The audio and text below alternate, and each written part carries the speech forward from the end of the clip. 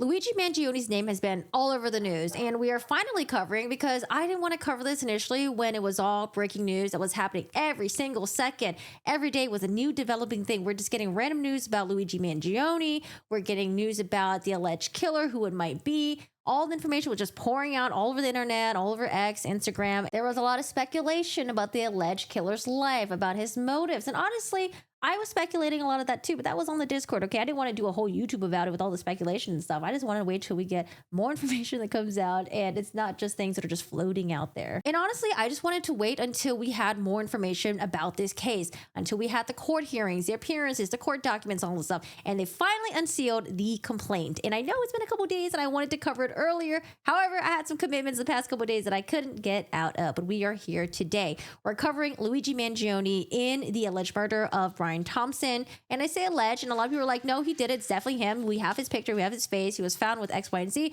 but it's still alleged, right? He's still presumed innocent until proven guilty in the courtroom. Now, the focus of this video, we're going to be focusing on the timeline of this case. We're going to be focusing on the court hearings, the documents, maybe a little bit of speculation, because I'm human after all. We're not going to be getting to the politics of this case because there's a lot of that in here. We're not going to get into capitalism in America, healthcare, policies, things like that. However, I'm just going to be focusing on the timeline, all the court stuff that's happened so far, similarly to all the other court cases that I've covered in the past. If you're not fully caught up with the whole CEO United Healthcare shooting, this is the video for you because we're going to do a timeline and we're going to cover everything so far up until yesterday, where Luigi Mangione appeared in state court and pled not guilty to the New York charges. So we're going to rewind back to December 4th. It's a Wednesday, and there was a manhunt for the shooting of 50-year-old United Healthcare CEO Brian Thompson. You see, Brian Thompson was in New York because he was attending the investors meeting that happened annually. Apparently, they said that his schedule was widely known. It wasn't a secret or anything like that. And he did arrive about 2 days prior on Monday and stayed across the street at the hotel from the Hilton where the conference was taking place. Around 6:44 a.m., it was still really dark in New York. The sun was still slowly coming up. There was a shooter that emerged behind Brian Thompson, shot him once. Brian Thompson fell. Shooter tried to shoot him again. However, it seems like in surveillance camera, the gun may have jammed. The shooter again clears the jam, shoots Brian Thompson, and then flees. I believe he flees on foot and at some point was able to get onto a bike and then into Central Park. However, they didn't see him emerging. Well, did they see him emerging in Central Park? I don't know. I actually don't remember that. But at the crime scene, they were able to find nearby, I think at the Starbucks, a water bottle and a candy wrapper. On the shell casings found on the crime scene, there were words inscribed on the casing saying, defend, deny, defend, and depose. Why do I keep mixing it up? I'm so sorry. I keep mixing it up. But it's on separate shell casings. We got deny, defend, fucking depose. All right, Corgi, get it right. Here are some pictures from the crime scene so far in front of the Hilton Hotel, just so we can kind of get a feel of everything. Here's the Hilton Hotel. And again, I look at the map for this. We're kind of close to New York Times Square. I think it was like a couple blocks away. It wasn't like just like in the suburbs in the middle of nowhere. We're like in the city. This is surveillance footage from the Starbucks, but I'm going to go back over here for the moment. The next day on December 5th, at this point, the CEOs were on high alert because obviously Brian Thompson, CEO of a healthcare industry, was being targeted, or so they believe, especially with the shell casings with the words deny, defend, depose. And we'll get into what that means later on.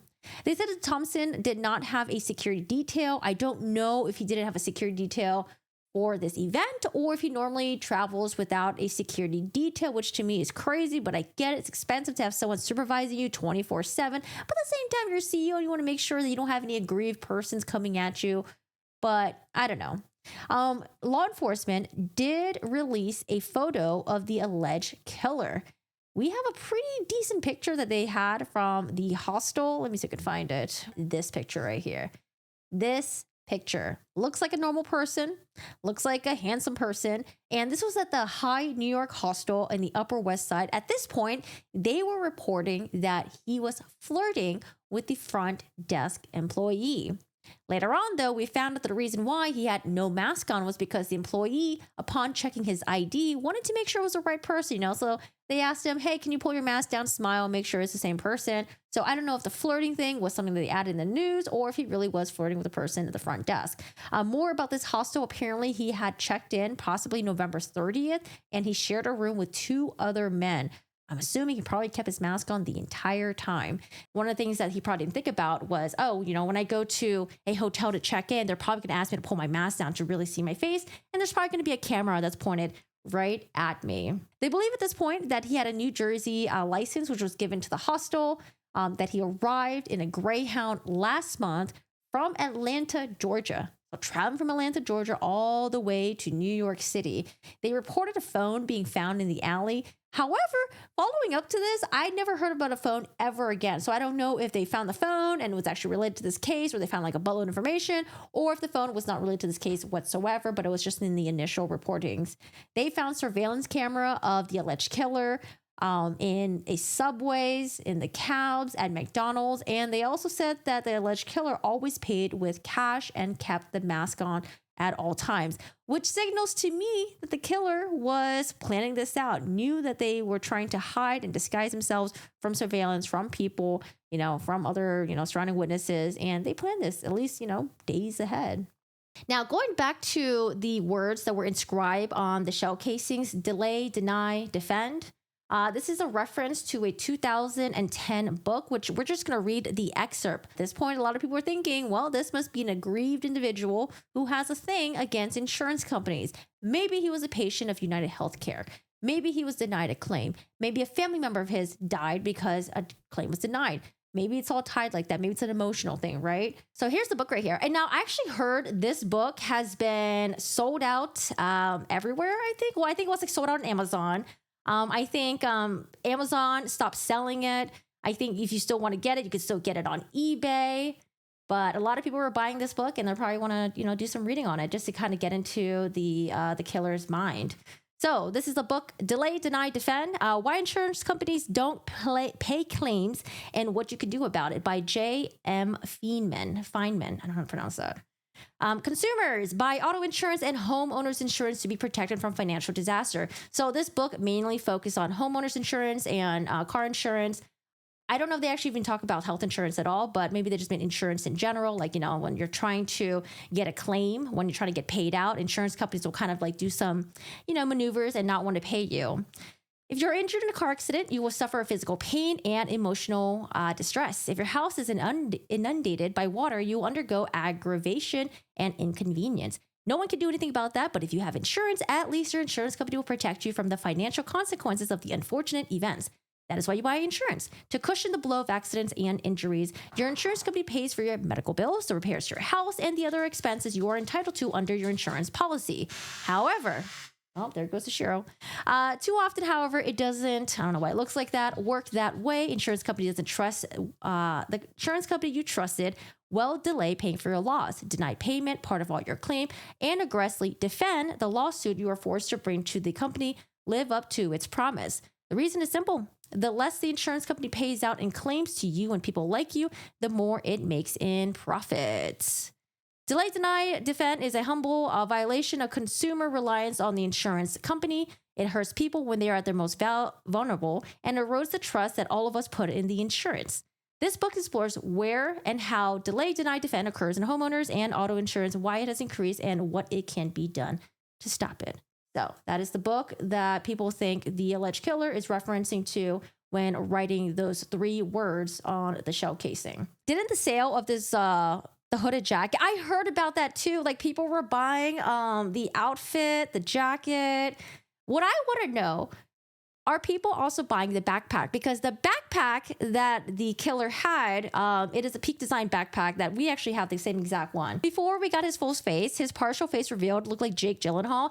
I actually thought he looked like the main character from Entourage. Oh, Adrian Grenier. I thought it kind of looked like this. The smile, the side angle. That's what I thought. But he looks nothing like that. So at this point, the surveillance photos that were released so far were the ones with him at the Starbucks, riding away on the bicycle, Starbucks again, I think purchasing the water and the candy bar that they said. Surveillance of this. From the hostel, smiling with no face mask on, which is huge. Again, picture from the hostel, surveillance and footage. And then also we had a $10,000 reward for information regarding a homicide. It was plastered all over the city, I bet. Here's just so you can have like a map of where everything happened. This is 1335 Avenue of the Americas. Again, a couple blocks away from Times Square. Brian Thompson was shot around 6:40 in front of the Hilton Hotel. There is Central Park West. CCTV footage shows the suspect cycling out of Central Park along West 85th Street just before 7 a.m. on December 4th, police said. And then High New York City Hostel at 891 Amsterdam Drive. This is where there was footage of him checking to the hotel at the hostel. We're at December 6th now, so 2 days after the shooting had occurred. In Central Park, law enforcement recovered a backpack. This is a Peak Design backpack that I mentioned earlier. I have this exact same backpack. It's a great backpack that you can use, especially if you have a lot of camera equipment, gear on you, your laptop. It's easily accessible to get your lens out of there, your extra batteries, your cords, and all that stuff. Okay, I'm not shilling for Peak Design, but I'm saying it's a nice backpack. I did hear Peak Design did do a statement about, the backpack being found, being in tie with this case. At this point, they believe the shooter took the taxi to Port Authority bus facility on 178th Street and then boarded the bus out of New York City and then probably took about 6 to 7 stops before they got off wherever it was, maybe in a different state. FBI was also announced that they were being involved in this case. And then remember the Starbucks purchase? Apparently, they found a fingerprint on the water bottle. However, they weren't sure if they were able to get any fingerprints on it, like a clear one, because it looked like it had been smudged on there. Inside the backpack, they found a Tommy Hilfiger jacket or sweater of some sort. And then not only that, but they found a bag full of the backpack full of Monopoly money. Or I'm just thinking it's full of Monopoly money. I don't know if it is or not. I just reported there was Monopoly money in there. I'm assuming it's like a crap ton of Monopoly money in there. Probably like the $500 one. I don't know if you won free parking or what, but I'm just assuming there's just a crap ton of Monopoly money in there, which is why I think that this was some sort of maybe like a statement to law enforcement, maybe maybe some sort of statement to health insurance companies. This seems like this was targeted because of, they wanted to have a policy change, in my opinion. Now, at this point, December 9. December 9 is when we finally have a suspect that was taken into custody, Luigi Mangione, and we're going to be in Altoona, Pennsylvania. Oh, but before we get to that, let's go back to this map again. So this is where the authorities believe the suspect entered into New York City. This is where the shooting happened. This is where he exited out of Central Park. This is the hostel where he checked in, and he would have taken a taxi all the way to 178th Street up here and taken the bus outside of the city. So December 9, we have 9:14 a.m. The law enforcement there got a call from an employee at McDonald's in Altoona, Pennsylvania. She really thought that there was a customer who looked like the suspect, and I think it's a she, right? Maybe it's a she. I would say the employee. The employee thought the suspect looked like the person that was in their McDonald's. Apparently, the McDonald's employee and the customers also thought the same thing. This is law enforcement searching Central Park. They're trying to do like one of those like grid searches. This is the picture that I think really nailed it. So we have the picture of him at the hostel where he has no face mask on. He's smiling. You can see he's got like he's got a strong chin. He's got like, this like bright smile. And it's not until we get this picture where we're like, oh, you could really see the eyes. You could see the eyebrows, like great details. I don't know if you guys know, but like, I guess when you're taking a taxi in New York City, there is this camera that they got showing you just in case, if anything happens, it's a great way to protect the taxi workers. But there's a camera in there and he probably didn't think about that. But this is a great picture of him. You can see his features pretty well. The eyes, like I said, the eyebrows, skin color. Another picture of him as well. Eyebrows, you can see his skin color, you can see his eyes. So now we're at the McDonald's, and I believe there's like a screenshot of the body cam. I think this is the body cam footage. So it looks like he's eating I don't know, what is that called again? The little potato thing from McDonald's? The name escapes me. I don't know why. It's one of my favorite things on the fucking menu. I'm not even trying to show for McDonald's right now. I believe this is a photo of the body cam footage of the alleged killer eating hash brown, and they're approaching him. Now, law enforcement said again, They got a call around 9 a.m., 8 a.m. Two officers came up and approached him and asked for ID. And so he complies, gives them an ID. They run it and they realize, hey, this is a fake ID. Why did you give us a fake ID? So at this point, he decides to give them his real name. And they're like, well, why did you lie about this? And he's like, well, I clearly shouldn't have. Now, at this point, when he did give them his name, he gave him his real name, Luigi Mangione. And they asked him, had he been in New York City recently? Law enforcement said that at that point that he was getting really quiet and he started to visibly shake. So they arrest him. They take him to custody. Again, we're in Altoona, Pennsylvania. With him, he still had a backpack on. Not the backpack that he ditched with the Monopoly money, but he had a backpack with him. Inside the backpack was a black 3D printed pistol. There was a black 3D printed silencer as well. I believe he had a loaded Glock magazine, and they refer to this gun as a ghost gun because this ghost gun has no serial number. It's untraceable. Because, you 3D printed it, right? With that, they also found a 3-page handwritten, not typed, handwritten manifesto, which expressed his disdain for corporate America. With that, he also had multiple fake IDs. He did have a passport with him that contained his real passport, Luigi Mangione, and he also had the same the same New Jersey ID that he had used to check in at the hostel. I don't think I'm going to show the ID because sometimes the algorithm on YouTube, they might mistaken it for me trying to dox someone, even though it's a fake ID. So I'm not going to show the ID, but it's an ID. It has the name Mark Rosario in it, New Jersey resident. So I'm not going to be showing that. So at this point, New York Police Department, they decide to charge Mangione with 2nd-degree murder when he was taken into custody. So I think that's is that the face mask that he was wearing? Is it a black face mask type of thing?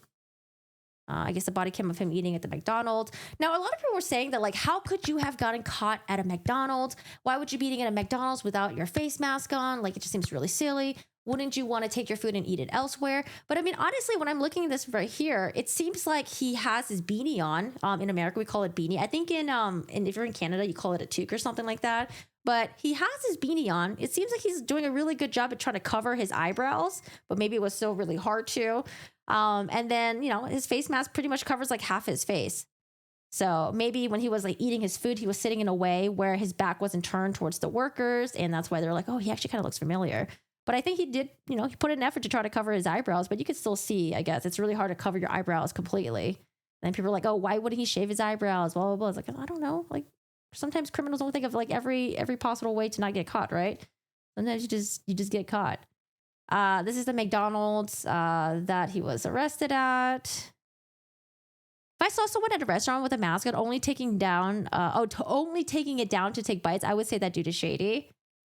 I feel you could have had your back turned towards the worker, maybe sit in a corner, or maybe just don't eat at a McDonald's, don't eat at a public place. But I think it was probably really fucking cold and he probably just wanted somewhere warm to stay at. We also got possession of a loaded firearm, possession of a forged instrument, and criminal possession of a weapon. Mangione was subsequently charged with 5 crimes, including carrying a gun without a license, forgery, falsely identifying himself to authorities, and possessing instruments of crime. We did some research on Mangione when he was initially arrested and was blasted all over the news. What we know about him is that he is from Maryland. He went to an all-boys high school. It was a private school that was about $40,000 a year. He gave a valedictorian speech at the graduation. And it seemed like he worked in maybe in the tech industry. He worked at TrueCar in San Francisco from 2020, 2023. This is a profile of his LinkedIn, a little snapshot of it. Luigi Mangione, data engineer at TrueCar. So his family was apparently very well known in the Maryland area. They're prominent in real estate. They apparently own country clubs, golf courses, and even the senior care centers as well. A little bit background history on his family. When Nicholas and Mary Mangione founded Lorien Health Services, they set out to provide Maryland senior with the pride, dignity, and the joy they deserve. Their vision has been led forward into pioneering, technologically equipped senior care establishment with 9 community-focused facilities in Baltimore, Howard, Harford, Carroll County that all serve different roles within our continuum of care. Today, our Chief Executive Officer, Lou Grimmel, is committed to the Mangione's vision of always looking forward and putting the patients first. We care about our residents and their families and hope that shows in how we treat every senior, both in our facilities and comfort in their homes. I think this is like a from his high school yearbook. Again, just seems like a totally normal kid. Looks like he came from a decent family background. Just looks like a very normal person. I have some screenshots of his Instagram before they took it down. We can just scroll through it really quickly. I think this is him with his sister. Like, he just looks like a normal looking person, you know? Seems like he was like very active. He went to University of Pennsylvania. So he's an Ivy League graduate. Again, just looks typical college student. Like, no alarming posts or anything on Instagram. On X, on the other hand, was a little bit different. He was a lot more vocal and definitely showed the stuff that he was like interested in. But just looks like a regular dude. Hey, Alyssa, how are you doing today? No, all this was public. We didn't need to use paste or anything like that. I didn't have to pay for anything. This is me taking screenshots of his Twitter because I thought maybe they were going to take it down. Now, remember how we talked about his condition with the back pain and the spondylolisthesis? People think that this is a screenshot of his back with the pins in the lumbar area. Apparently, he told friends and family that he was going to have surgery. And then after the surgery happened, he kind of ghosted everyone. People were trying to reach out to him. There was a Twitter comment saying that like, hey, you know, like you've been kind of MIA. Are you going to come to my wedding or not? I need to know. I don't know if he ever responded to that. But it seems like after the surgery happened, he just ghosted everyone, including his family members that are also trying to reach out to him. At some point, he also lived in Honolulu as well. Now, Honolulu is a very interesting one because that's where we got an interview from someone that was his friend / the person that was involved in the like the co-op living situation they had in Hawaii. So it's essentially what they would do is they would take in people that were kind of like work, like I think like digital nomads who wanted to come in and work in Hawaii. And they basically had a place where they would all stay at. And so this guy, he was a friend of Luigi. And then he also interviewed Luigi to make sure that he would be a good fit with, you know, living there with a bunch of other people, right? Because you want to make sure that whoever you're going to get as a roommate is not going to be a crazy person. But this person gave an interview and talked about how Luigi Mangione said that he wanted to get really fit before a surgery that he was going to have. He was having back pain issues, and he just wanted to make sure that he was going to be really fit and healthy for it. He did mention that there was a surfing injury that happened where he got really injured and he was like, you know, had like horrible back pain. They actually had to switch out his mattress because he wasn't able to sleep well. And I think they mentioned that the condition that he had was something called spondylolisthesis. A very hard thing to say, but it's essentially when I guess like jurors. Sorry, I was suspecting something. Essentially, what happens is like there's like a disc in your like the lower vertebrae that like slips out. It can cause a lot of pain. It could like pinch your nerves as well. And that's actually something that I thought I had at some point because I used to have like some really bad back pain that I didn't know what it was. And I went to like all these like healthcare professionals. They didn't know what it was. But turns out at the end of the day, what I had to do was just to get a really good mattress, a good pillow. I had to make sure I had to get up often when I'm streaming, when I'm sitting down or laying down. I can't be in one position for too long. I just have to be really mindful of my posture. Otherwise, I would have like really bad neck and shoulder, back pain and all that stuff. So I can absolutely, anyone that has like a debilitating like condition that can affect your day-to-day stuff. Yeah, it really fucking sucks. Again, all that we had on Luigi Mangione so far, nothing really much though. They were trying to look into his like arrest record, his history, criminal history. They only found that there was he was arrested for trespassing. This is when he was in Hawaii, the Hawaii arrest. So this is back in 2023. The state of Hawaii, through the understated, is Deputy Attorney General, hereby accuses and charges the defendant as follows. On or about November 12, in the city of county of Honolulu, state of Hawaii, Luigi N. Mangione, also known as Luigi Nicholas Mangione, did knowingly, intentionally, or recklessly fail to observe and abide by an officially posted sign authorized by the board or its authorized representative designating a closed area, to wit, a state park sign, located in Nuanu, I know I butchered that, Pali Lookout, thereby committing the offense of closing of areas in the violation of section and the Hawaiian administrative rules. If Luigi N. Mangione, also known as Luigi Nicholas Mangione, is found guilty of this offense, Luigi Mangione shall be guilty of a petty misdemeanor and shall be sentenced pursuant to The following definitions applies to the charge closing of areas. Authorized representative means any person authorized by the board of the land, natural resources to act for the board, including the chairperson, deputy directors, park administrators, park superintendents, park managers, conservation enforcement officers. We just have definitions here. Board means the board of the land and natural resources. Premises means any lands within the state park system. State park system means those public lands or lands under the control and management of the Division of State Parks. He had some weird stuff about Japan. I have the Japan thing. I sent a screenshot of it to my friend because my friend does like Tanga stuff. If you don't know what it is, don't worry about it. But he has like a meme on his stream about Tangas. So it seems like from this here, a notice of entry of judgment, it seems like Luigi Mangione had pled no contest. And it seems like he had just paid them a fee, which, a fee of $100 to the state of Hawaii for the trespassing charge. So at this point, he was held in custody of Pennsylvania Department of Corrections. They were pending extradition. To New York. They had third-degree felony charge in Blair County for allegedly, again, carrying a concealed firearm without a license. He also faces a misdemeanor charge for allegedly possessing instruments of crime.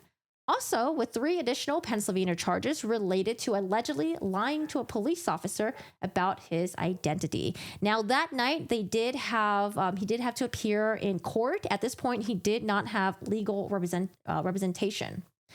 He offered insight into his family history to the judge. He said that he was estranged from relatives in recent months, which I think is very important that he keeps harping on the estrangement from his relatives, friends, family members. Also in his manifesto, which we'll refer to later, because I think he really wanted to show that, like, hey, no one else is involved in this. I was the only one who acted on this. I acted alone. It was only me. No one else. He requested a court forum for a public defender, but then later on, he did retain Thomas Dickey, an attorney that would do some interviews in the days following this. The state also said that Luigi Mangione had several thousands of dollars of cash on him. However, Mangione interjected and asked the judge to correct the details, specifically asking how much money was really on him. He'd said something to the effect of, I don't have that much money, and that the cash was a plant or something. Interesting. Now, at this point, we are in December 10, where we start getting these aggressive looking photos, because as he's being brought into the courtroom, he's yelling things at the reporter. He said something about an insult to the American intelligence, but he's yelling things at the reporter, and they're trying to drag him inside. This is him coming in. Another picture of him close up. This is his attorney, Thomas Dickey, by the way. So Thomas Dickey at this hearing is now representing him. He's asking for bail, discussing that Luigi Mangione was found with $8,000 in U.S. Cash and then $2,000 in foreign currency. Apparently, Mangione tried to interject again, and then Dickey turned to him and was like, don't say a word. Zip it. And he did say that he was going to plead not guilty to Pennsylvania charges. And I think in a press conference, he said that he was planning to do not guilty to the New York charge as well. Thomas Dickey did get an interview as he was leaving the courtroom, and then he has done other interviews as well. When the parts of his manifesto was released to the public, they didn't release the whole thing, I don't believe, but they released like excerpts of it. People did find more information on him. They were searching the internet. I think at some point they found his Goodreads profile, essentially giving a review of the Unabomber Ted Kaczynski's book, giving it like a 4 stars. Again, I don't know why I didn't read the review on stream, but I'll just read it right now. So this is Ted Kaczynski, also known as the Unabomber. Apparently, it terrorized the United States from 1978 all the way to 1995. He was very anti-modern technology. I think that's one you would call a Luddite or a Luddite, where you just didn't like modern technology and its advances. And so he felt like in order to get his words heard, he had to send bombs to various, I think like university, corporations, and he would communicate with the newsletters like New York Times, Washington Post, to tell them that, these bombings were necessary. Otherwise, no one would really give a fuck, right? And so the interesting thing was that he actually got turned in by his brother. His brother's wife was like, "Hey, the type of rhetoric used in the Unabomber's letters kind of sounds like your brother. Kind of sounds very similar to the type of phrases, words that your brother would use." And I think the brother initially wasn't convinced, but then he later on was convinced. And you know what he did? He turned his brother into the authorities, and that's how they eventually caught the Unabomber. So this is the Unabomber's book, which is, I guess, available for purchase. And this was read by Luigi Mangione, and he left a review on it. Let's read it. 4-star out of 5. Industrial Society and Its Future. Clearly written by a mathematics prodigy, reads like a series of lemmas on the question of 21st century quality of life. It's easy to quickly and thoughtlessly write this off as a manifesto of a lunatic in order to avoid facing some of the uncomfortable problems it identifies. But it simply is impossible to ignore how prescient many of his predictions, I think prescient's like, how you could tell like into the future, about modern society turned out. He was a violent individual rightfully in prison who maimed innocent people. While these actions seem to be characterized as those of a crazy Luddite, however, they are more accurately seen as those of an extreme political revolutionary. Interesting. A take I found online that I think is interesting. Had the balls to recognize that peaceful protest has gotten absolutely nowhere, and at the end of the day, he's probably right. Oil barons haven't listened to any environmentalists, but they feared him. When all other forms of communication fail, violence is necessary to survive. You may not like his methods, but to see things from his perspective, it's not terrorism, it's war and revolution. Fossil fuel companies, that's where it cuts off. I think there's more, but that's all that I'll read so far. So, if this is his Goodreads profile, we are starting to get into the mind of young Luigi Mangione. This was back in 2021, about like 3 years ago. I think shortly after he would have graduated from University of Pennsylvania. By the way, I think he had like an engineering degree from University of Pennsylvania, and then he also got his master's as well. We also find out around the December 10 timeframe that actually Luigi Mangione's mom reported him missing back in November, 9 days before the murder would happen. They also released a statement saying that our family is shocked and devastated by Luigi's arrest. We offer prayers to the family of Brian Thompson, and we ask people to pray for all of those who are involved. We are devastated by this news. More on what the mom said, but we'll wait for the timeline. There was a screenshot of his sister's Instagram that she posted. Let me see if I could find it. Where she just writes, "Praying for you, White Heart." And it's a picture of her and her brother. I don't know if it's like older brother or if it's younger brother. I'm not really quite sure. At this point, on December 11, they were actually able to get, at December 11, they were finally able to get fingerprints from the water bottle. And it wasn't a candy bar. It was actually a Kind bar, which I think is like more like a granola bar. But they were able to find fingerprints from the water bottle and the Kind bar. And they said it matched Luigi Mangione. Now, if you guys remember, they actually initially charged him with murder 2 in New York. And people are like, oh, why charge him with murder 2 and not murder 1? So here's a quote. "Murder 2 is the intentional killing of a person punishable by 25 years to life under New York law. Murder 1 has a number of delineated circumstances, including, for example, a serial murder, murder of a witness, or murder of a police officer." So I think they just wanted to just charge him. So they started with just murder 2 at the time being, and then, and you're going to see they're going to work their way to murder 1. December 13. So again, we're about a couple days after he's been arrested. Luigi Mangione or his parents, it was reported that they did not receive health insurance through United Healthcare. Because a lot of people thought that maybe he was an aggrieved patient. Maybe he had family members that had United Healthcare. Maybe they were denied a claim. But then when people found out that he came from a very wealthy family, they're like, well, let's say if they had, something that was denied, like didn't they have a lot of money? Couldn't they have paid for it anyways? Or maybe since Luigi had surgery, maybe he had the back surgery, maybe there's some parts of the surgery that the healthcare insurance refused to cover. And maybe that's why he had such contention towards them. And then also, this was brought up in another person's chat, but I saw it in I think it was in Long Crime or something like that. One of the chatters mentioned that Luigi Mangione is 26 years old. And in the United States, you can stay on your parents' health insurance until you're 26 years old. So maybe at some point he wasn't able to be on the parents' health insurance anymore. And then he didn't want to insure himself. Maybe he realized how expensive it was going to be. I don't know. There's a lot of theories that are floating out there. But the more information that we found out, the more things were starting to maybe he just wasn't pissed off because he was denied care, or maybe, it wasn't because of a relative or anything like that.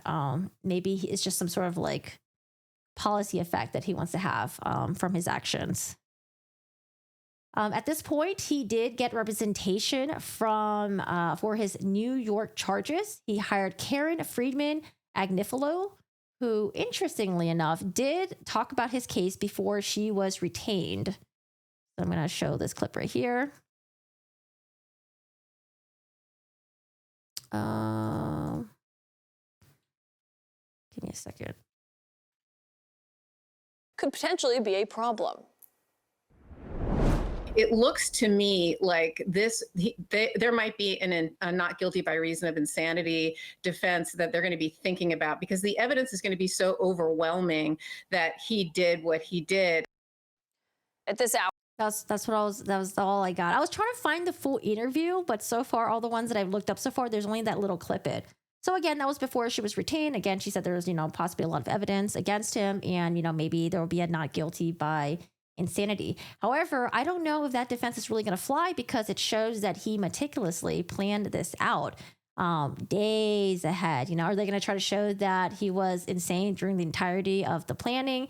And then you guys also remember that he cut off his family months before the shooting happened, as if he knew that if he was still close to friends, family members, that, after the shooting happened, after it was discovered that he did it, that the media, that the world would start targeting his family and the people that were close to him. So it seems like he really planned this out, and he really wanted to make sure that he distanced himself from his loved ones. That way they don't get any potential backlash for his actions. Because we see that a lot, right? With cases with school shooters. What happens? Everyone goes to the family members, the people surrounding the shooter, to see if, could they have done things differently? Could the family had an involvement in it? Maybe purchasing this gun for the son, maybe done better at keeping the gun locked and stuff like that. So I think he really wanted to make sure that he was distanced from the family members.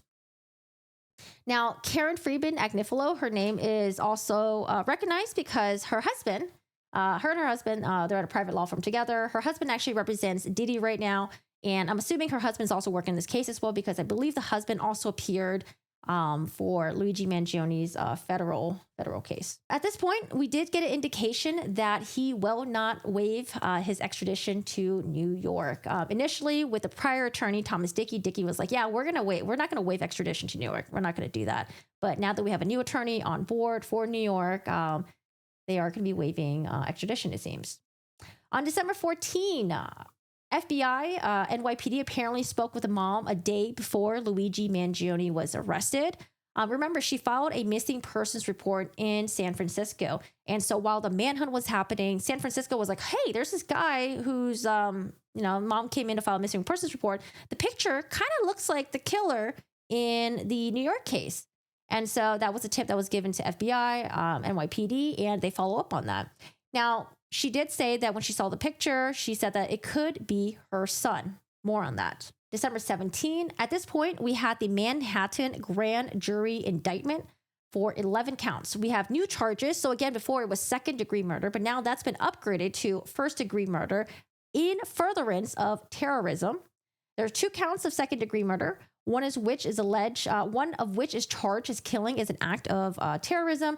2 counts of criminal possession of a weapon in the second degree. 4 counts of criminal possession of a weapon in the third degree. 1 count of criminal possession of a weapon in the fourth degree. And 1 count of criminal possession of a forged instrument in the second degree. Again, a total of 11 counts. So they upgraded from second degree murder to first degree murder, and then enhanced it with a furtherance of terrorism. This is when it was reported from the news that apparently, when law enforcement talked to Luigi Mangione's mother a day before the shooting happened, she said that she wasn't certain that it was him, but she told investigators the shooting might be something that she could see him doing, which I don't, we always have to be careful with how things are reported, right? Like maybe it was phrased in a way that's incorrect. Maybe it was misleading.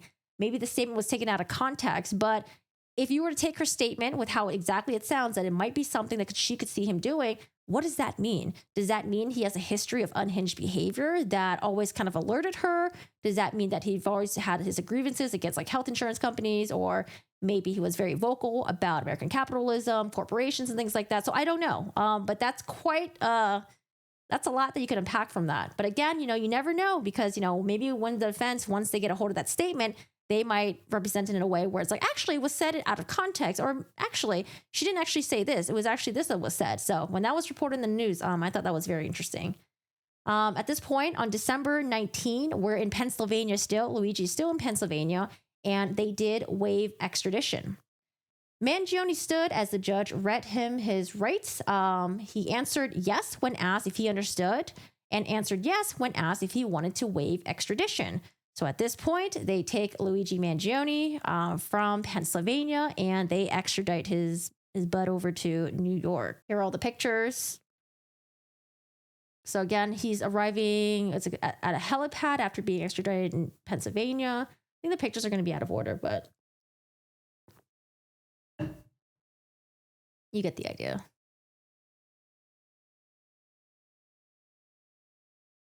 Here are all the pictures so far. So at this point, his team, they're expecting to go to New York for the state hearing. However, her attorney said that she got blindsided because on top of that, there were federal charges, and he was quickly taken into federal court instead. So when he was transported from Pennsylvania to New York Mayor Eric Adams and also New York Police Department, the police commissioner Jessica Tisch, was waiting for him when he arrived. The 4 federal charges are stalking, firearms offense involving a silencer, and murder through a use of a firearm. At this point, even though in New York City, when he was facing second-degree murder, he was facing 25 to life, right? Since they upgraded him to first-degree murder, he was facing life without parole. Now, in New York, they don't do the death penalty. However, since he's being charged with these federal charges, the murder through the use of a firearm, that makes him eligible for the death penalty now. At this point, there was an unsealed federal complaint, which we are going to read it. Do you think they overcharge? I think they wanted to send a message. I think they were starting to get a little bit worried with how the social climate, the direction of the social climate, the social media, the support that he was getting. They wanted to make sure there was going to be no copycats. I think there were wanted posters with CEOs' faces planted. I heard about there's posters the CEOs with how much money they made. It was on social media. There was posters that was everywhere. I think they wanted to send a message. I think they wanted to make it clear and known that there's going to be no copycats, and if there's going to be any copycats, you're going to get fucked. This is what's going to happen to you. They do talk about, I think we'll get into this later on, but people are saying that oh, how can you be charged with federal charges and state charges? Isn't that double jeopardy? But we'll discuss that when we get there. I heard that it was physically impossible in terms of the time frame from him getting to the hospital to the conference where the CEO was murdered. Haven't looked myself though. Oh, I haven't heard about that yet, Alyssa. They could use mental instability due to chronic pain. Okay, I'm not too sure about this part yet, but apparently they did find his Reddit account where he was posting and spondylolisthesis, whatever, Reddit subreddit. Is it called a subreddit? And then it was back pain and some other stuff. And I don't know, they think it's his account, but they said that apparently after he had the surgery, no pain. He's been fine. So, but I didn't want to report on it because, or I didn't want to mention it up because I wasn't sure that was his account. But the news company so far has reported that it's his Reddit account. But I'm still kind of waiting on that a little bit to see for that to be solidified or not. But I did want to bring it up since you brought it up.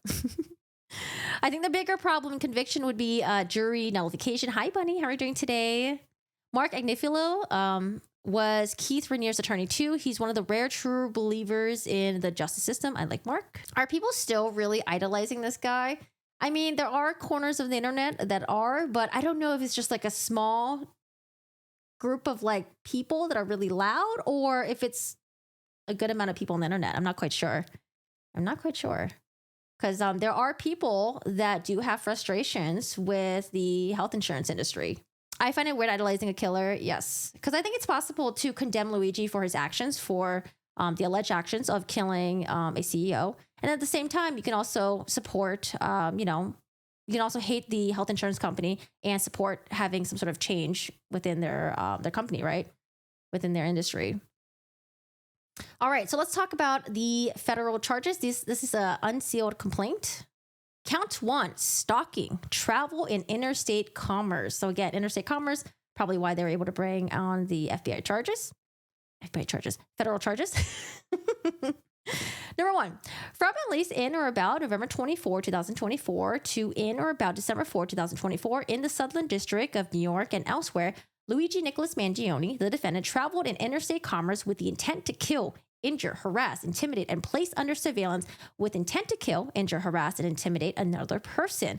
And in the course of and as a result of such travel, engage in conduct that placed that person in a reasonable fear of death of and seriously bodily injury. That person, and in the course of engaging in such conduct, caused the death of that person, to wit, Mangione traveled from Georgia to New York for the purpose of stalking and killing Brian Thompson, and while in New York, Mangione stalked and then shot and killed Thompson in the vicinity of West 54th Street and 6th Avenue. Again, he was entering his, it was like an annual investors conference at the Hilton Hotel. It seems like he was trying to get an early start and hit there probably about like an hour and 15 minutes early. Count 2, stalking, the use of interstate facilities. So I think like traveling, I guess like on the highway from Georgia to New York, from New York to Pennsylvania. Number 2, from at least in or about November 24th, 2024 to in or about December 4th, 2024 in the Southern District of New York and elsewhere, Luigi Nicholas Mangione, the defendant, with the intent to kill, injure, harass, intimidate, and place under surveillance with intent to kill, injure, harass, and intimidate another person. Use an electronic communication service and electronic communication system of interstate commerce and a facility of interstate or foreign commerce to engage in the course of conduct that place that person in reasonable fear of the death of and seriously bodily injury to that person. And in the course of engaging in such conduct, cause the death of that person, to wit, Mangione used a cell phone, interstate wires, interstate highways, and intranet to plan, carry out the stalking, shooting, and killing of Brian Thompson in the vicinity of West 54th Street and 6th Avenue in Manhattan. I think this is referring to him. Remember, like, he was apparently on a cell phone with someone, on a phone call maybe? People were trying to figure out who was he talking to potentially. I don't know if they mentioned in this, though. Hello, Brian. How are you doing today? Count 3, murder through use of a firearm. Number 3, on or about December 4 in the Southern District of New York and elsewhere, Luigi Nicholas Mangione, the defendant, during in relations to crimes of violence for which he may be prosecuted in a court of the United States, namely the stalking offenses charged in counts 1, 2 of this complaint, knowingly used and carried a firearm, and in furtherance of such crimes possessed a firearm in the course of that crime, caused the death of a person through the use of the firearm, and which killing is murdered as defined in Title 18 United States Code section to wit, Mangione shot and killed Brian Thompson in the vicinity of West 54th Street and 6th Avenue in Manhattan. Now we have the count 4, the firearms offense, the last one. On or about December 4 in the Southern District of New York and elsewhere, Luigi Nicholas Mangione, defended during in relation to the crimes of violence for which he may be prosecuted in the court of the United States, namely the stalking offenses charged in counts 1 and 2 of this complaint, knowingly used and carried a firearm. In furtherance of such crimes, possessed a firearm which was brandished and discharged, which was equipped with a firearm silencer and a firearm muffler. So they're going to go through the timeline of the killing and everything afterwards. The murder of Brian Thompson. The basis for my knowledge and the foregoing charges are in part as follows. 1. I am a special agent with the Federal Bureau of Investigation, FBI, and assigned to the FBI's Violent Crimes Task Force. I have been personally involved in the investigation of this matter. This affidavit is based upon my conversations with other law enforcement officers, my examination of documents obtained through a court-authorized search warrant, my review of documents prepared by others, security, camera, video, which we have a lot of, and my involvement in this investigation. Because this affidavit is being submitted for the limited purpose of establishing probable cause, it does not include all the facts that I've learned during the course of my investigation. Because if they were to include everything that they learned, it would be definitely way more than 10 pages. But we just need to establish probable cause. Where the contents of the documents and the actions, statements, and conversations of others are reported herein, they are reported in substance and in part, except where otherwise indicated. Number 6.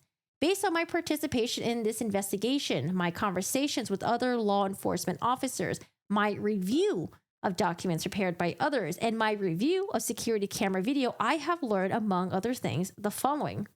A. On December 4, 2024, at approximately 6:45 a.m., Brian Thompson, the victim, the chief executive officer of a nationwide health insurance company, Company One, was shot and killed by a masked assailant, the shooter, while walking on West 54th Street toward a hotel in Midtown Manhattan, the Midtown Hotel, where the Company One investor conference was scheduled to begin at 8 a.m. As discussed below, the shooter was later identified to be Luigi Nicholas Mangione, the defendant. Security camera video showed the shooter, who was wearing a gray backpack, come from between two parked cars, walk up behind the victim, and shoot the victim in the leg and back outside of the Midtown Hotel's entrance on West 54th Street. The firearm the shooter used appeared to have a sound suppressing device, or silencer, attached in front of its barrel. A still image from the security camera video of the shooting is provided below. B. Law enforcement personnel who responded to the scene of the shooting recovered, among other items, spent 9mm shell casings and at least one live round of 9mm ammunition. The words "denied, delayed, deposed" were written on the side of some of the shell casings. Responding law enforcement personnel also recovered a cell phone in the vicinity of the location where the shooting had occurred. The investigation. Number 7, based on my participation in this investigation, my conversations with other law enforcement officers, my examination of documents obtained through the court-authorized search warrant, my review of documents prepared by others, my review of security camera, I know that over the course of the next several days, investigators retrieved and reviewed hundreds and hours of recordings from nearby security cameras to track the shooter's movements both before and after the murder. From that review, investigators were able to formulate the following timeline of the shooter's movements from November 24, 2024, and up to and including December 4, 2024. November 24, 2024. Hey! Oh my goodness! Brian, thank you so much for the Merry Christmas. Thanks for all your work this year for all of us. Oh, thank you so much. I appreciate it. Thank you. Thank you so much. I appreciate your support. Merry Christmas to you as well. Thank you. All right, so November 24, 2024. At approximately 10:11 p.m., the shooter arrived in New York City in an inner-city bus at the Port Authority bus terminal in Manhattan. The bus originated in Atlanta, Georgia. The shooter took a taxi to the area around the Midtown Hotel and stayed in the area for approximately 1 hour before taking another taxi to a hostel located in the Upper West Side of Manhattan, the Hostel. B. The shooter registered at the hotel under the name Mark Rosario and provided a false New Jersey driver's license as a form of identification. The photograph of the false New Jersey ID is provided below. I'm not going to show it just because sometimes YouTube algorithm, they might think that it's a real ID. I don't want them to think that I'm trying to dox anyone. It's the algorithm. Then I would have to battle with them. C. When the shooter was checking in at the hostel, the desk clerk asked the shooter to remove his mask, which he did, revealing his face as a security camera, as shown below. See, doesn't he look like Adrian Greener in this picture? The one on the left? The one on the right, no, but the one on the left, I thought totally looks like Adrian Greener from Entourage. Other than this interaction with the desk clerk, the shooter insistently kept his mask on throughout his time in New York, including while inside the hostel. December 4, 2024. On December 4, 2024, at approximately 5:35 a.m., the shooter left the hostel wearing a gray backpack and rode an electric bicycle down Central Park West to a location near the Midtown Hotel, as shown below. Man, look how clear this is. At approximately 5:54 a.m., the shooter walked around the area of the Midtown Hotel and at one point purchased items from a nearby coffee shop. The shooter then returned to the bench in the vicinity of the Midtown Hotel. On at least one occasion prior to the murder, the shooter was depicted using a cell phone. That's why we're like, ooh, who was he calling? Was he calling someone, or was he trying to set up a maybe a scheduled taxi pickup? F at approximately 6:45 a.m., after waiting near the Midtown Hotel for approximately 1 hour, the shooter saw and approached the victim, shot the victim multiple times, then fled on foot to West 55th Street, where the shooter mounted the electric bicycle and rode towards Central Park. Oh, I thought he actually went to Central Park and then had the bike inside Central Park and then rode out of it. Okay, so that's the part that I got wrong. After disappearing inside the park for a period of time, the shooter was captured on video again exiting the park near West 77th Street and Central Park West, riding north on Central Park West.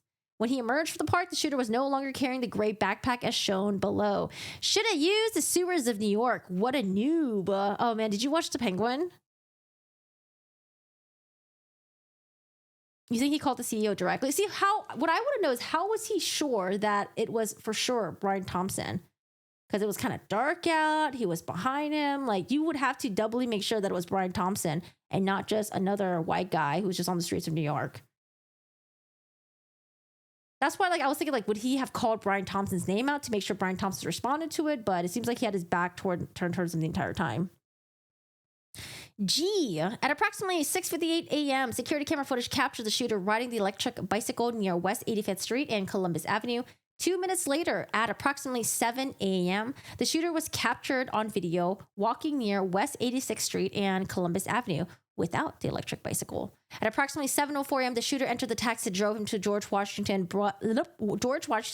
Bridge Bus Terminal. Why is it so hard to say? George Washington Bridge Bus Terminal. That's pretty mouthy. That's pretty fucking mouthy. In the vicinity of West 179th Street and Fort Washington Avenue in Upper Manhattan. The shooter's face was captured by a camera in the taxi as shown below. At approximately 7:30 a.m., the video footage of the George Washington Bridge Bus Terminal, fuck that name, captured the shooter entering the facility. No video footage showed the shooter leaving the bus terminal, suggesting that the shooter left New York City. J. On or about December 6, 2024, law enforcement officers searching Central Park found a gray backpack matching the appearance of the gray backpack worn by the shooter as depicted below. I think I mentioned this earlier, right? Peak Design, they actually made a statement about this because that's a brand of the backpack. But now that I wonder if people are trying to buy like the shooter merch, are they also buying this backpack out too? You don't think he cared if he was like seen or caught? The arrest and identification of the shooter. Number 8. Based on my participation in this investigation, my conversations with other law enforcement officers, my examination of documents and items obtained through a court-authorized search warrant, my review of documents prepared by others, and review of security camera video, I know among other things. I go lucky. A. On December 9, 2024, at approximately 9:14 a.m., a worker at a fast food restaurant in Altoona, Pennsylvania, called the police about a male customer, later identified as Luigi Nicholas Mangione, the defendant, who the worker believed resembled photos of the shooter that had been broadcast in the media following the victim's murder. B. Members of the Altoona Police Department responded and encountered Mangione, that's a different word, encountered Mangione, who they also believed matched the appearance of the shooter. When approached by responding officers and asked for identification, Mangione offered the false New Jersey ID used by the shooter to check into the hotel. Mangione was later found to be in possession of a loaded 9mm pistol, a silencer consisting with a weapon used to kill the victim, clothing that matched the apparel the shooter wore in the security camera videos, the notebook, several $1,000s in cash. Again, he tried to contest the several $1,000s in cash by saying that it was planted. An envelope associated with the FDIC insured bank and a letter addressed to the feds. The 9mm pistol and silencer were later tested and found to be operable by ballistics examiner from the New York City Police Department. Photographs of the firearm and the silencer recovered from Mangione are depicted below. Damn, can you believe 3D printed? 3D printed. If I remember correctly, do you remember the assassination of the Japanese Prime Minister? I believe that was also a 3D printed gun as well. I mean, in Japan, firearms are, I think, completely illegal. But man, 3D printers. Wild. It was, right, Go Lucky?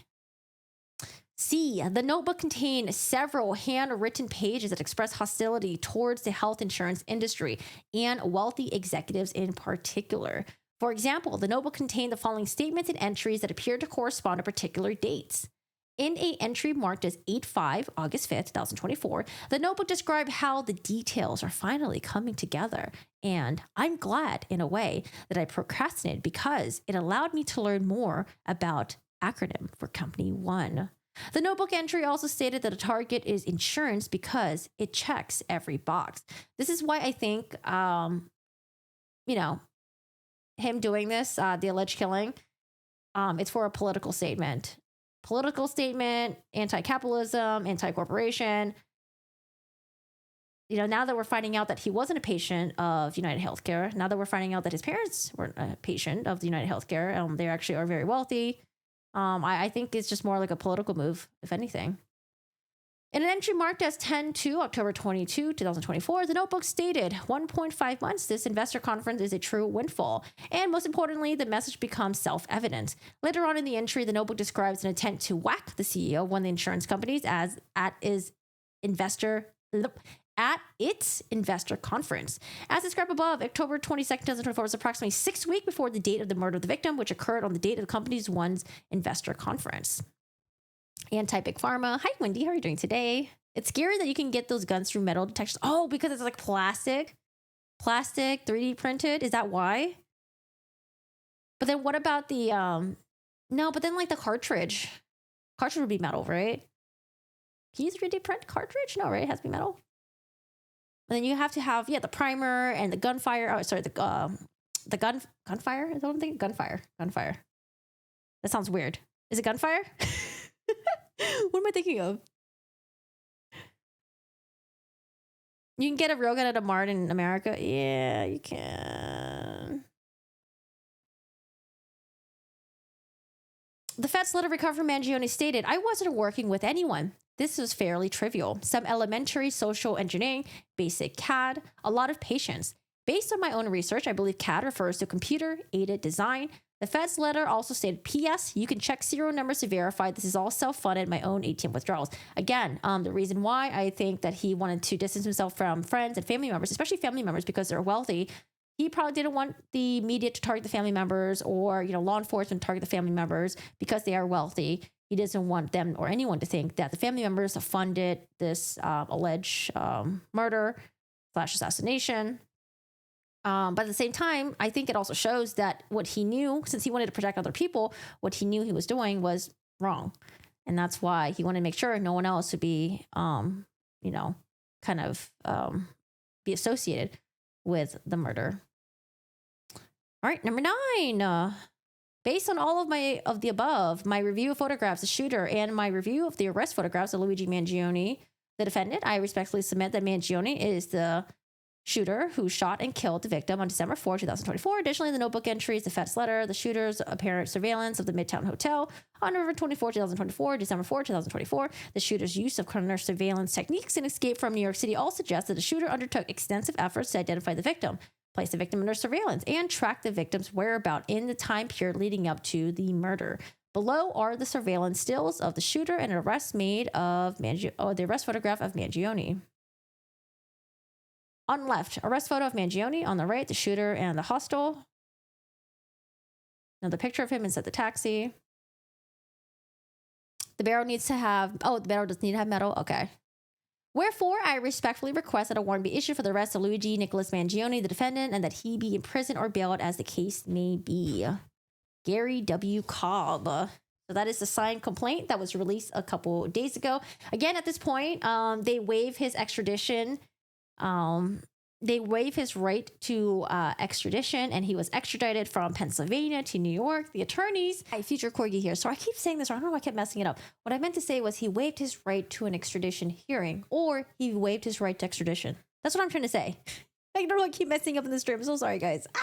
Was expecting to appear at a state court. Instead, Luigi Mangione was charged with these federal charges, and he was brought into federal court. That's why she felt like she was being, blindsided by all this. His attorney, Agnifilo, said, this is a highly unusual situation we find ourselves in. I've never seen anything like that. Oh, also his attorney, Agnifilo, she was also the DA in Manhattan as well, the assistant DA in Manhattan for a couple of years. I think like 7 years? Not a couple of years. So during this federal court hearing, it wasn't televised or anything like that. But we do have a transcript of his attorney's comments to the court. Here's a transcript. I would like to follow up on what the government just said and seek clarity on exactly what it is that is happening, because this is a highly unusual situation that we find ourselves in. Yesterday, there was a press conference held by the Manhattan District Attorney's Office that was announcing these murder in furtherance of terrorism charges, and there was absolutely no mention that Mr. Mangione was going to be federally charged. In fact, I don't think they even knew that this was going to happen. We were entirely prepared to come to court today for this arraignment. In fact, I was told by Supreme Court in New York County, that it was going to be at 2 p.m. today in New York County in front of Judge Carroll. Again, we were entirely prepared to go there and be arraigned on that indictment. I want to note that the theory of the murder charge in the Manhattan DA case seems to be in conflict with and opposite to the theory that is being here brought by the United U.S. Attorney's Office. There, they talk about terrorism and potentially influencing a group of people.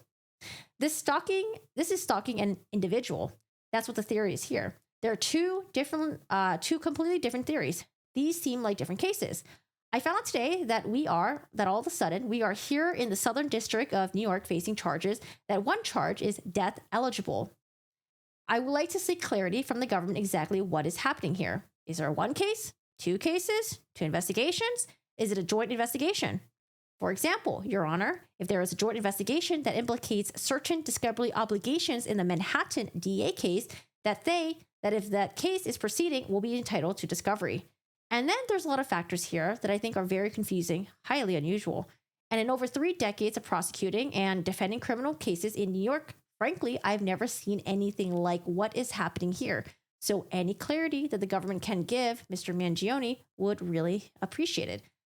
We don't get the response from the judge. We only got the transcript of what agnifilo said in the courtroom. Let's hop to December 23rd, yesterday. So yesterday, there was a court appearance, and they did have the cameras in the courtroom, and we were able to see Luigi Mangione, his attorney, sitting next to him, and he pled not guilty to the charges in New York Manhattan court. Now, if you guys are hoping that the trial will be streamed, New York has a rule where they don't have cameras for the trials and stuff like that. So prepare to be disappointed. And then also for federal cases, those aren't televised as well.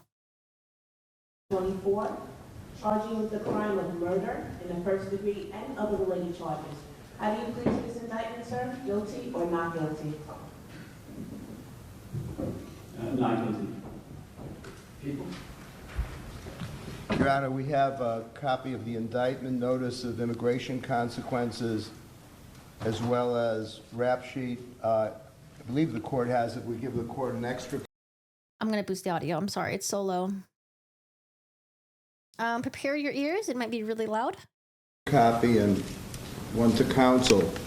Does the court wish that we be heard with respect to bail? Well, what is the situation with the federal authorities?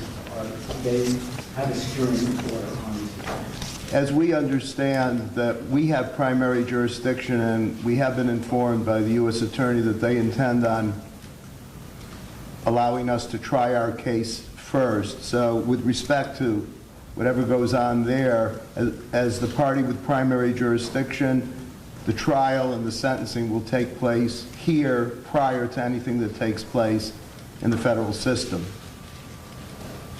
So what you just said, the answer is it's fine if we take custody today.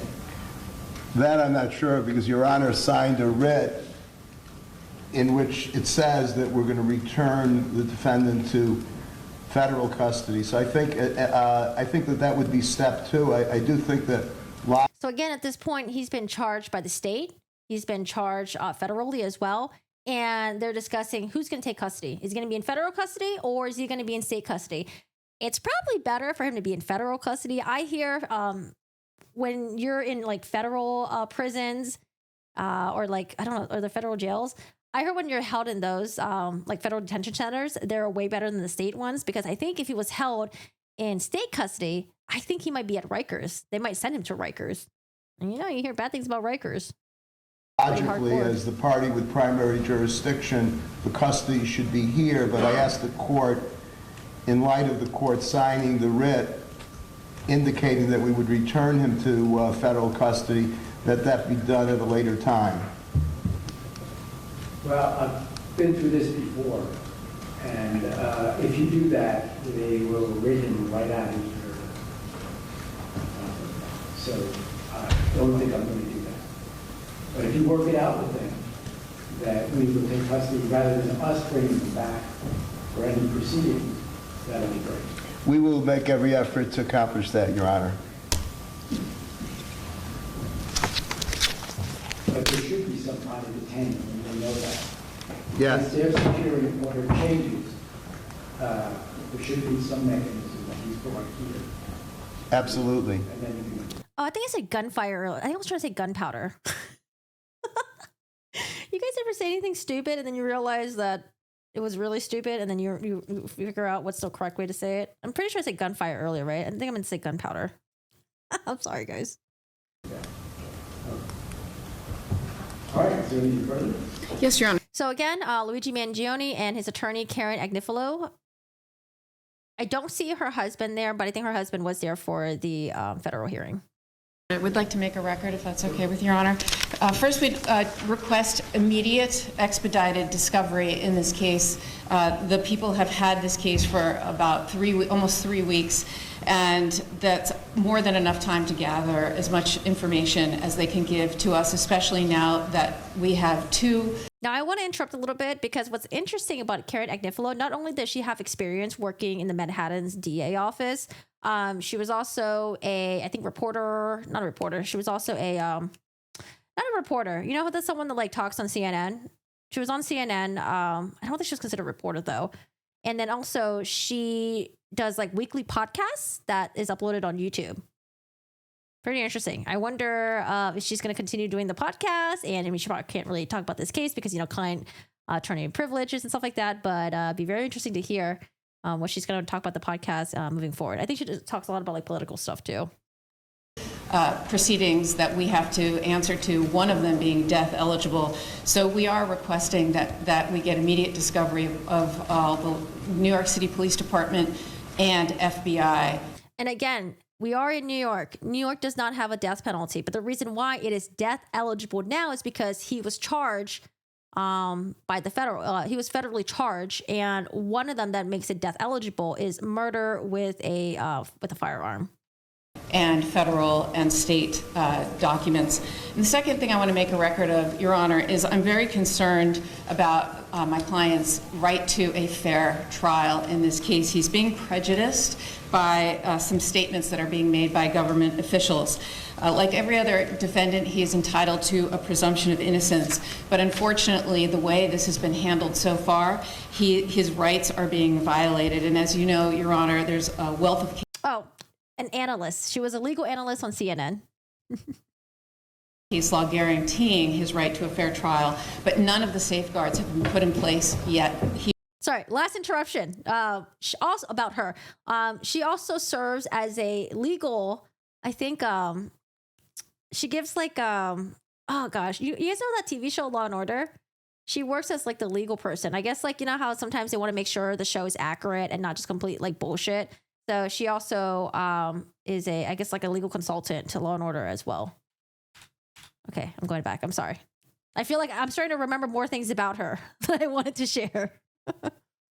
To a presumption of innocence, but unfortunately, the way this has been handled so far, his rights are being violated. And as you know, Your Honor, there's a wealth of case law guaranteeing his right to a fair trial, but none of the safeguards have been put in place yet here. In fact, it's just the opposite of what's been happening. He's a young man, and he is being treated like a human ping pong ball between two warring jurisdictions here.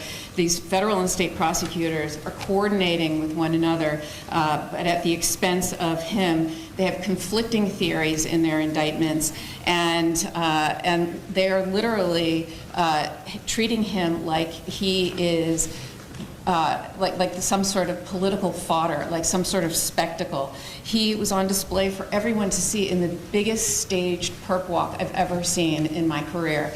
And that was when, I believe, when he arrived from New Jersey to New York, where he's like, you know, walking and he's got like armed guards surrounding him. They got like long barrel guns. And it looks really wild and crazy. But like I said, I think they really wanted to set a message to everyone else out there. Like, we're not taking this as a joke. We're taking this seriously. There will be no copycats. We ain't fucking around. And just to make sure that, you know, in case something wasn't going to happen. Someone in my chat earlier, I think it was Richie, that mentioned like, oh, you know, 4 law enforcement for like one little guy. Well, I don't think they think he's going to do something. Although there was that footage of him getting a little bit aggressive sort of when he was yelling at the reporters. And they had to kind of like bring him into like the courthouse.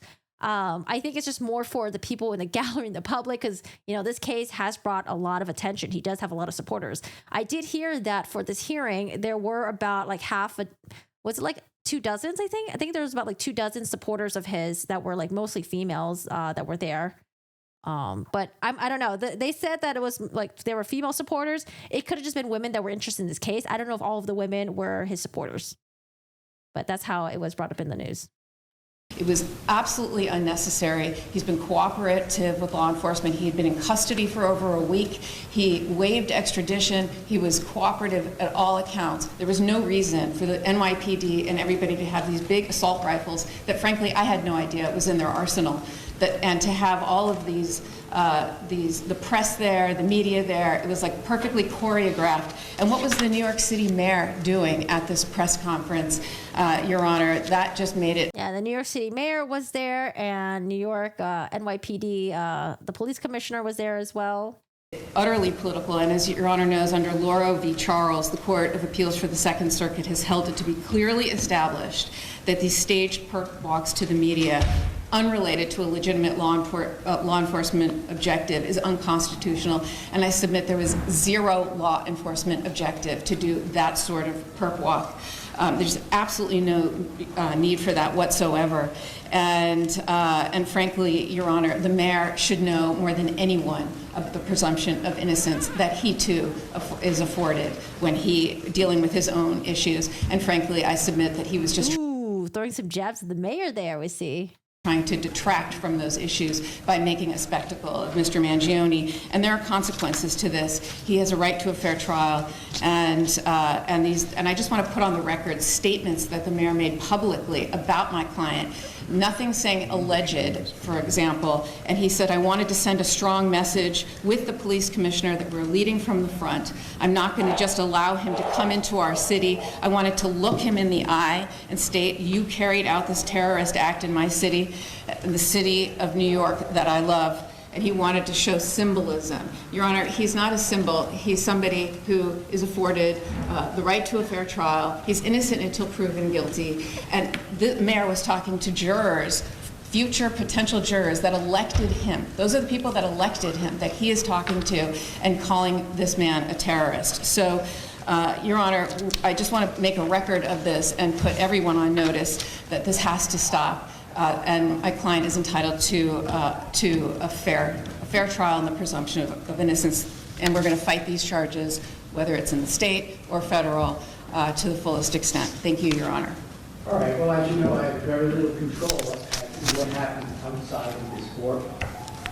But I can guarantee you, as I guarantee every defendant who comes through these doors, that the defendant will receive a fair trial.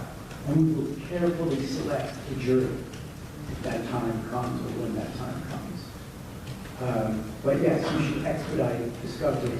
Your Honor, the discovery in this case is voluminous, to say the least. I have never seen a case with such volume of evidence, aside from the issue of the quality of the evidence. I mean, there's probably a lot of tips that came flooding in. Not only that, they probably got all the surveillance cameras in New York City. It's probably a lot to sift through. Evidence. I suggest to counsel, because we have a discovery portal, but given how much evidence there is against this defendant, it would be smarter if counsel could provide us with a 2 terabyte external drive rather than rely on the crashing of the portal. With respect to statement and identification notice, we will be giving that notice within the next 15 days. We're preparing an ADF. We'll do our best to expedite discovery, but I'll say that It's a lot. with redactions and with the volume of it, we're hoping to do it as best we can under, this is not a usual case in terms of the thousands of hours of video tracking and the like, and the fact that we're not only responsible for discovery in this county, but in Altoona, where the arrest was made and where several officers were involved. And we're in touch with those people, and we're going to get everything counsel's entitled to.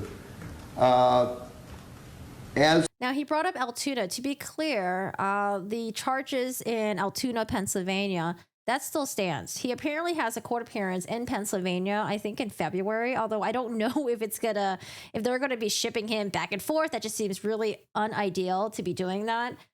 Maybe he'll just show up for a Zoom call, maybe digitally, or maybe they'll just kind of like delay it. But he does still have pending charges in Pennsylvania. And again, now he has federal charges, and he also has the New York State charges. As to other issues, I think a 30-day adjournment to see where we're at and Of course, council's aware of the various notices. We have notices as well. I take it that the council will abide by the statutory limitations on their notices with respect to any notices they believe to be appropriate. As to council's record on the mayor, basically repeating what the mayor said, I don't know how that advances the ball. We will comply with our ethical obligations with respect to trying this defendant's guilt in this courtroom and this courtroom alone. Thank you. All right, so,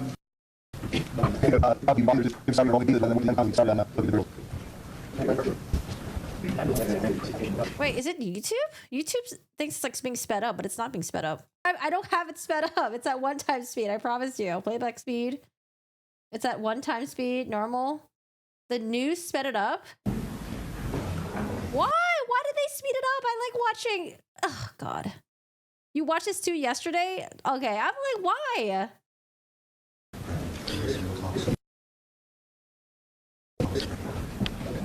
right.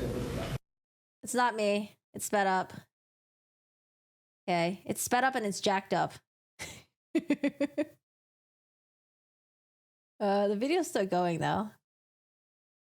Is that it?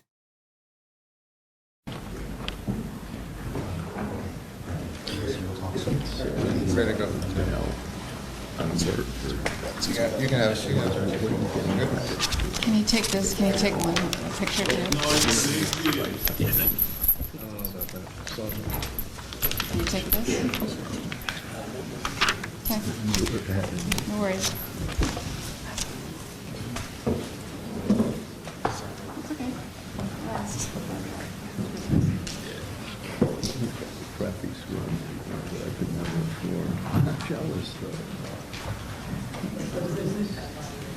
Thank you, Your Honor. I want to see more reactions from the people in the gallery, if anything, but I can't see much. Well, that's the that was the hearing yesterday. So he pled not guilty in Manhattan court. Again, he's being charged in federal court. He's being charged in state court. He's also got Pennsylvania as well.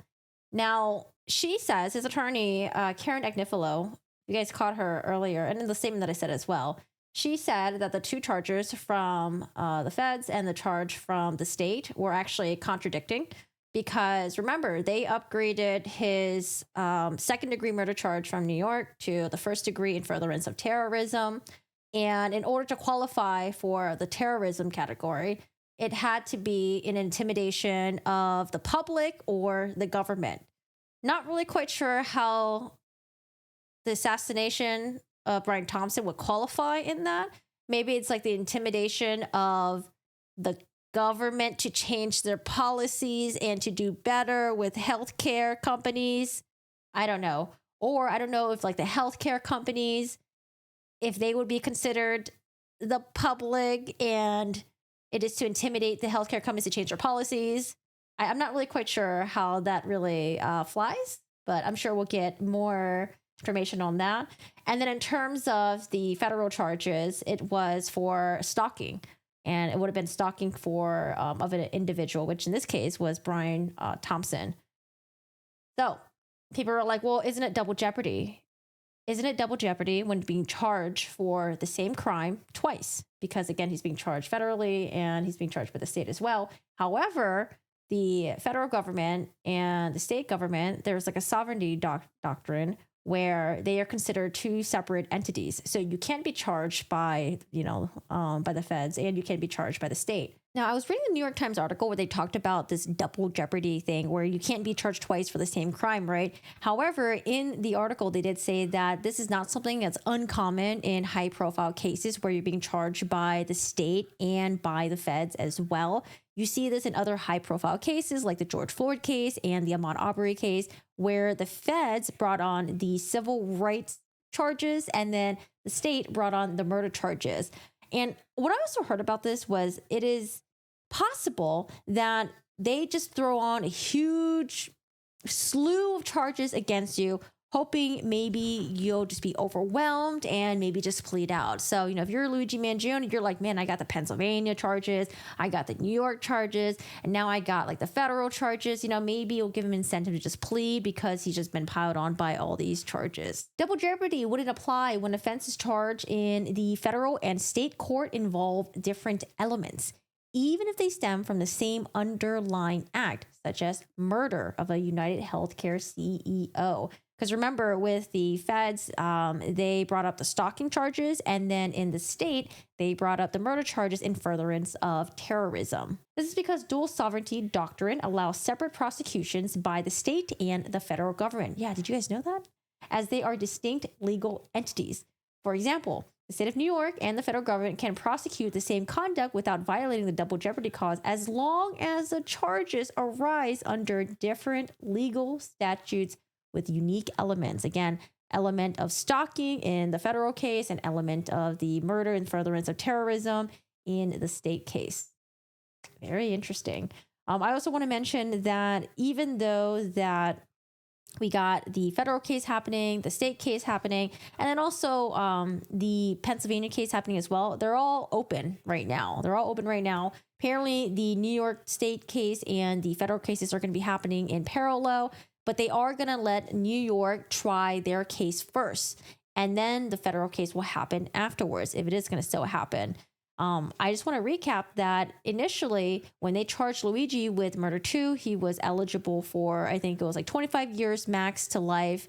But now, since they charged him with murder 1, he was now looking at life with no parole. Because there's a federal charge now with the murder with the use of a weapon. So I'm trying to remember everything. It's so hard. Murder with the use of a weapon, a firearm specifically. He is now possibly eligible for the death penalty. It was announced that they were going to do both the Fed and the state cases in parallel, so the investigations and all the hearings. However, because they're allowing the state to try their case first, I think I know the reason why.